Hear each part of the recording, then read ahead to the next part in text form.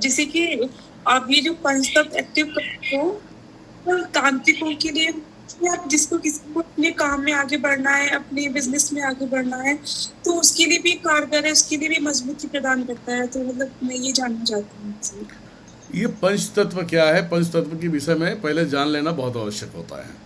ठीक है, एक आदमी के अंदर 7 प्रकार की जो उसके जो सोल की 7 ऊर्जाएं जो होती है, उसमें एक ऊर्जा जो होती है वो बलवान होती है, जो डट के खड़ा रहता है। अगर किसी ने झगड़े कर लिया तो उसको बहुत तरीके से, अच्छे तरीके से जवाब देना, मार धाड़ करना, ये सब, क्योंकि उस ऊर्जा में ताकत होती है, वो डरता नहीं है।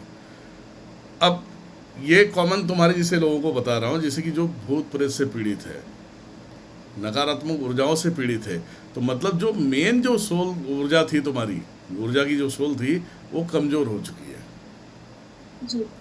मतलब वो डाउन हो गई, इसलिए तुम्हें किसी की आवाज़ आए तो रोना चालू कर देते हो, चिल्लाना चालू कर देते हो, चीखना चालू कर देते हो, उसमें ताकत नहीं रहेगी। जी। तो 6 ऊर्जाएं कब लड़ेंगी? 6 ऊर्जाओं को जो 7वां है उसके रंग रूप को देख के ये अपने आप को मजबूत करेंगे। अगर यही टूट गया तो ये बोलेंगे यार ये तो इससे ख़त्म, हम भी ख़त्म। बात समझ में आ रहा है महेश जी? जी। जी। हाँ जी। बिल्कुल आ रहा है गुरुजी। समझ में आया? ठीक। अगर पहला ऊर्जा खत्म तो ये खुद डाउन हो जाएंगे। तो उसे कहते हैं कि वो तंत्र बाधाओं से वो धीरे धीरे सूखा हो गया, सूख के बिस्तर पे आ गया, मर गया। जी। ये पहला, ये नोट कर लेना। अब रही जी बात गुरुजी। कि जो इसके अंदर रुचि रखता है कि हमें भैया इस फील्ड में आना है, हमें काम करना है, लोगों का काम करके कुछ अपने भी कुछ देखते हैं क्या करना है क्या नहीं करना। अब जैसे काम करेगा तो पैसे तो मिलना ही जी। है ना? तो जी गुरुजी। वो पूरी तरह से साकार नहीं होता। किसी भी गुरु के अंदर चले जाए, वो जब तब करे, मंत्र दीक्षा ले ले। आजकल के गुरुओं को पहले तो पता ही नहीं है कि तुम पे बंधन किस किस चीज़ की है। जी। पहले तो इसके विषय में जानना है कि बंधन किस चीज़ पे है लगा, कितने लोगों ने बंधन लगाए। ये देखो तो ग्रह नक्षत्रों के बंधन होते हैं, तुम्हारे पितरों के होते हैं, कुलदेवियों के होते हैं, पराशक्तियों के बंधन होते हैं।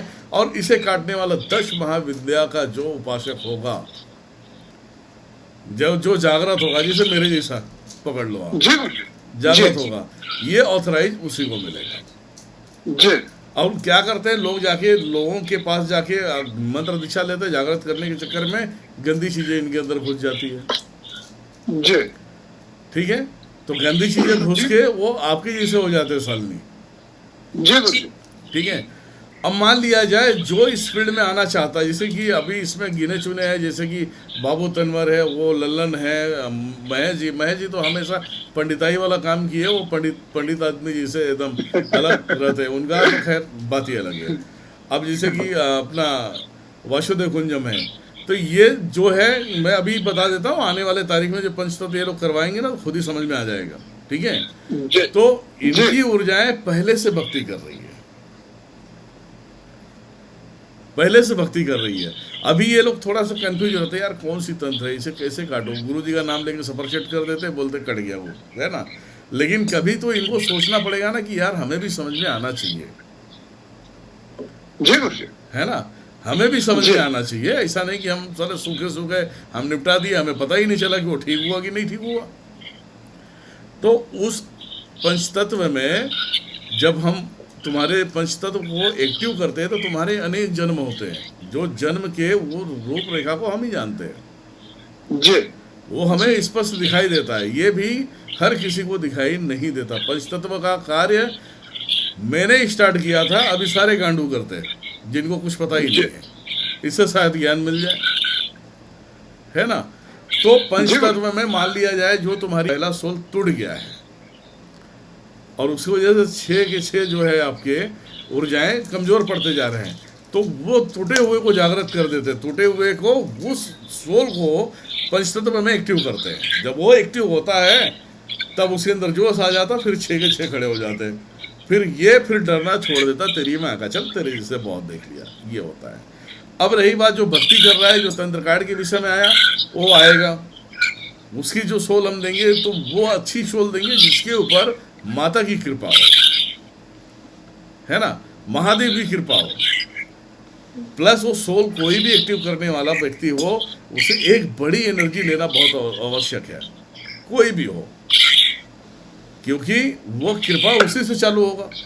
ऐसे तो हम एक्टिव कर दें तो आप बार बार खेलते रहो, उसमें भी होता है ना आदमी, अगर मैं सोल एक्टिव कर दिया तो मैं कुछ आता ही नहीं, तो वो तो साला अपने मूड में आएगा तो हाजिरी दे देगा, तेरी माँ का तेरी बहन का करेगा, तो फिर क्या करोगे? अरे उसे तो काम चाहिए ना, जय गुरु जी, उसे काम चाहिए कि नहीं चाहिए? जय।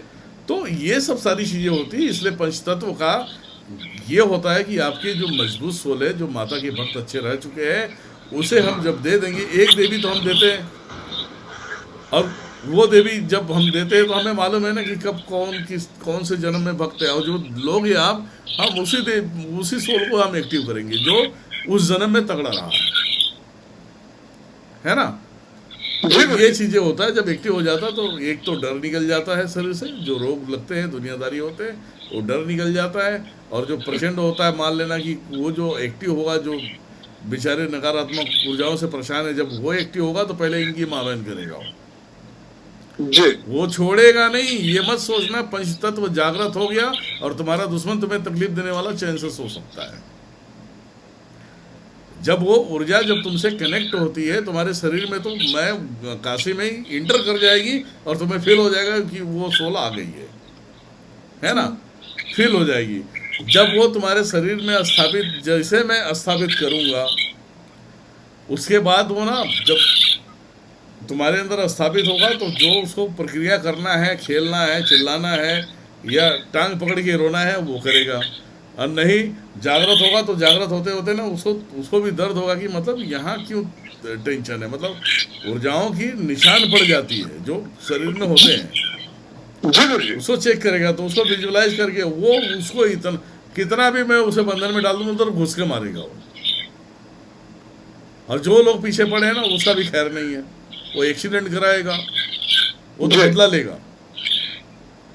अगर कोई भी एनर्जी तुम्हारे शरीर में आ गई, वो एनर्जी आने के बाद वो देख रहा है कि ये शरीर तो मेरा ही है, और इसे तोड़ दिया साला, जो मुझे 50 साल जीना है मैं तो 20 साल जीऊंगा, तो वो 20 सालों में वो 50 साल जो बर्बाद किया ना उनकी 7 पीढ़ियां बर्बाद करेगा वो। समझ में आया?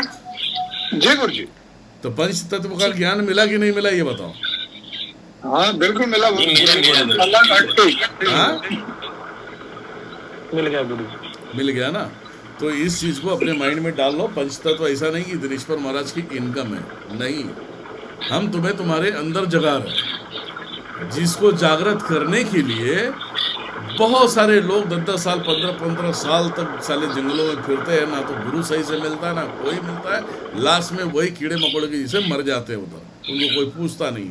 मान लिया अगर वो 100 साल का हो गया, 75 साल का हो गया, 80 साल का हो गया, अगर वो बुढ़ा हो गया तो लोग रहम खाते हैं उसे, अरे बाबा जी गुरु जी ऐसा करके वो जिंदगी जिएगा, एक दिन मारा जाएगा, कोई समाधि में चले जाएगा, कोई बोलेगा मुझे गंगा जी में डाल दो, कोई बोलेगा जला दो। तो ये हालत होती है जो आजकल जो गुरु धारण करते हैं, गुरु को ज्ञान है ही नहीं, धारण करने की बातें इनको सिखाए, है ना।